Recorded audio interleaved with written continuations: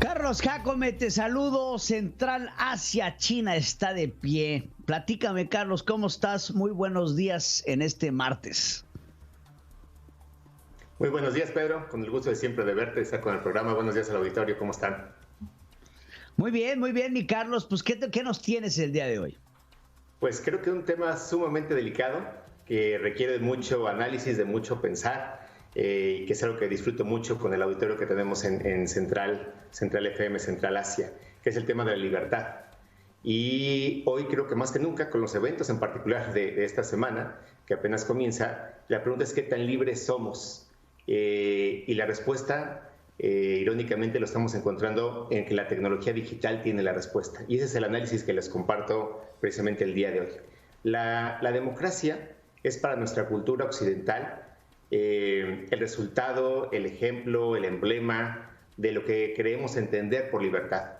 Es entendible que cuando hablamos de China se interprete como autoritarismo, como falta de libertad, incluso algunos sin fundamento, pero yo, de dictadura, cosas de ese nivel.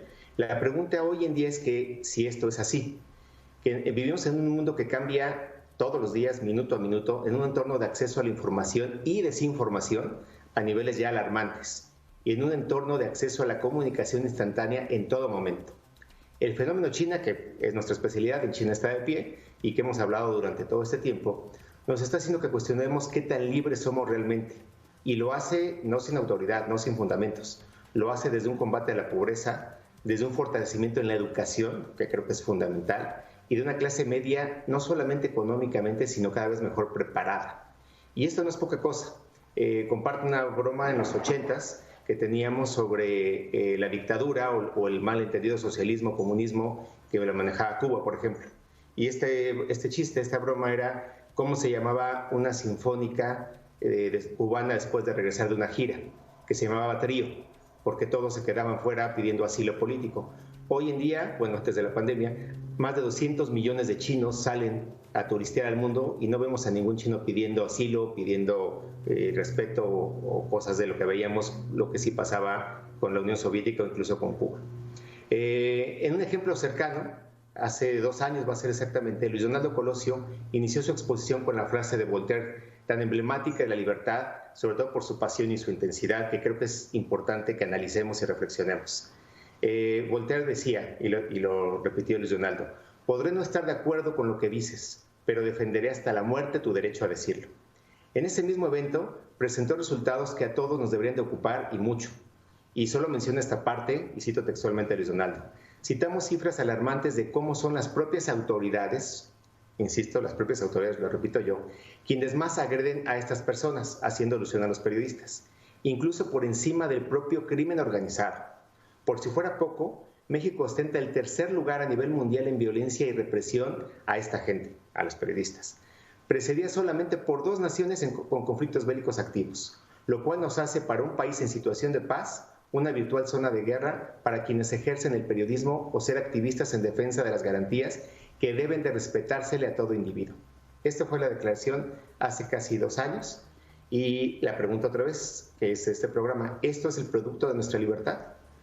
Hace 1 año, cuando desde China estaba de pie, hablamos de las medidas tan radicales que desde China se estaban tomando para el control de la pandemia, y después de la crítica, que era la más recurrente, de lo lento que estaba reaccionando China, la segunda crítica, y muy fuerte y muy radical, era sobre la libertad, que cómo podían los chinos coartar la libertad para solucionar una pandemia.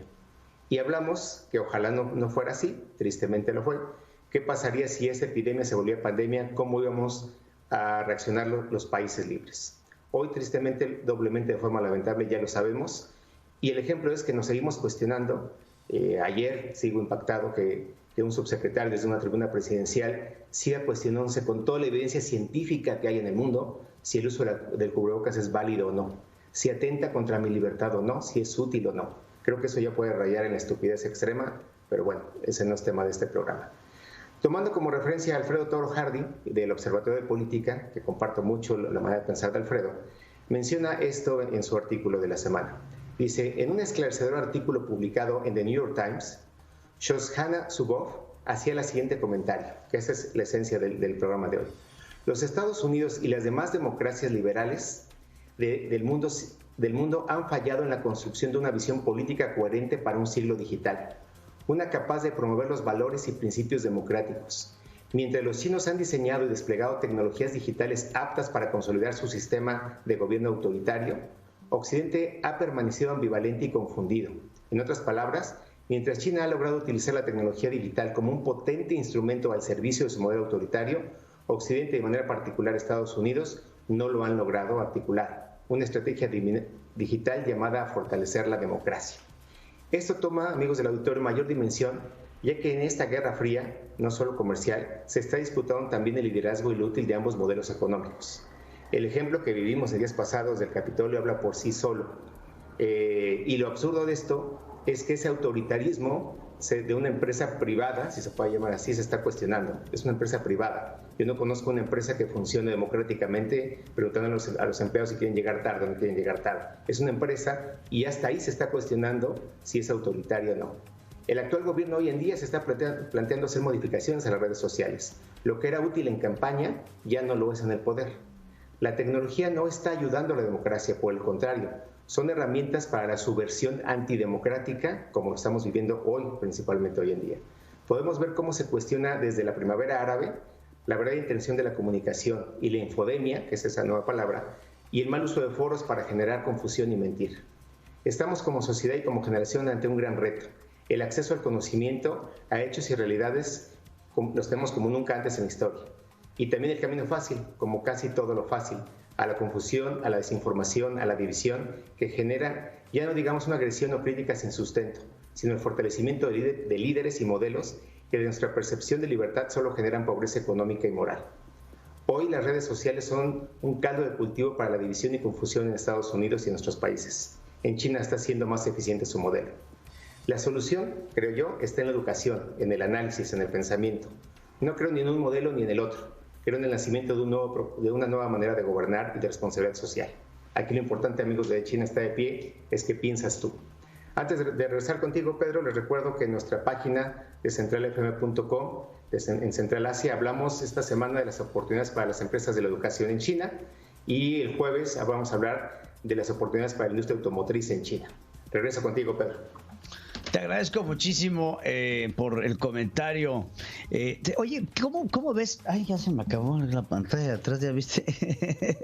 ¿Cómo ves estas declaraciones que da el secretario de Relaciones Exteriores, el ministro del Exterior de China, en donde pues habla ya de esta nueva relación con Joe Biden? Le dice, hay una línea que no deben de cruzar, que es meterse en la política interior china. Después de que la embajadora de Estados Unidos ante la ONU, esta nueva que entra, dice, no vamos a relajar las medidas con los chinos. Pues otra vez es esa autoridad para mí sin sustento de que cómo es posible que ante los eventos que ha tenido Estados Unidos y lo más importante, ante sus antecedentes históricos, que sigan sintiéndose con la autoridad moral de cuestionar algo que hoy por hoy está dando resultados. Y bueno, el mejor ejemplo lo podemos ver en meses recientes, cómo se regocijaba Pelosi y demás funcionarios de Estados Unidos ante los eventos de Hong Kong. Los magnificaban, los desinformaban. ¿Y qué pasó en el Capitolio? Me encantó ver la reacción de los chinos, su sonrisa de ver cómo veían los eventos del Capitolio como diciendo, pues, ¿cómo te atreves a criticar algo que ni siquiera tú sabes cómo controlar y ve el caos que tienes cuando te dices ser ejemplo de esto? Y esto, Pedro, no solamente es de ahorita lo que se está diciendo en las Naciones Unidas. Es un evento que tenemos que cuestionar el liderazgo de Occidente en el siglo XX, que todas las cosas malas se ocultaron. La historia la escriben los ganadores. Pero bueno, hay que preguntarnos qué hizo Francia en Haití, qué está haciendo Inglaterra en la India, qué hizo Estados Unidos con Filipinas. Entonces, esa autoridad moral es la que está saliendo hoy a luz y que China lo dice con justa razón. ¿Con qué autoridad moral tú me pides algo que no ha sido ejemplo? Claro, por supuesto.